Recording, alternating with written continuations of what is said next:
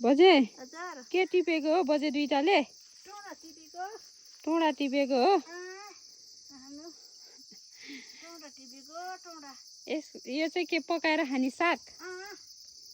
गाउँतिर चाहिँ यसको पनि साग खान्छ यो टोडाको पनि। यो चाहिँ यो ठुल के रे बजे ठुल्ठुलो खानुहुन्न हैन? ठुल्ठुलो त मिठो हुन्न है? मिठो हुन्न। यो ठुल्ठुलो पात भएको चाहिँ मिठो हुन्न रे। अनि यो सानो सानो टिपे खायो बजेहरू चाहिँ यो सानो सानो टिप्नुपर्छ रे। खोइ कत्रो कत्रो टिप्नुपर्छ बजे? ए तित्रो तित्रो टिप्नुपर्छ? ए यो सानो सानो टिप्नुपर्छ रे। यो चाहिँ ठुल्ठुलो चाहिँ अलि मिठो हुन्न रे। ठुलो ठुलो चाहिँ घाँस गर्ने। घाँस गर्ने बाइसीले दिने। बजेलाई मजा आइरहेछ बजे साग टिप्न?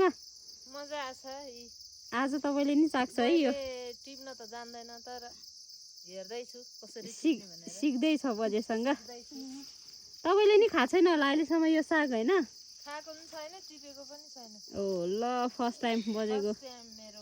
बजेले नि सिक्दैछ किनकि बजे चाहिँ तल चितवन बस्नुहुन्छ कि त्यही भएर हो। चितवनतिर त हुन्न होला है बजे यो?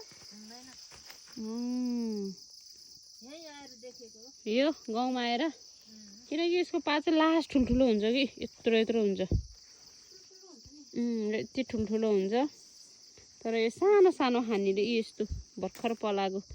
यसलाई चाहिँ घाँस काटेर राख्यो भने चाहिँ बल्ल नयाँ खाने पलाउँछ अरे कि सानो सानो है बजे? त्यही भने नि तपाईँले?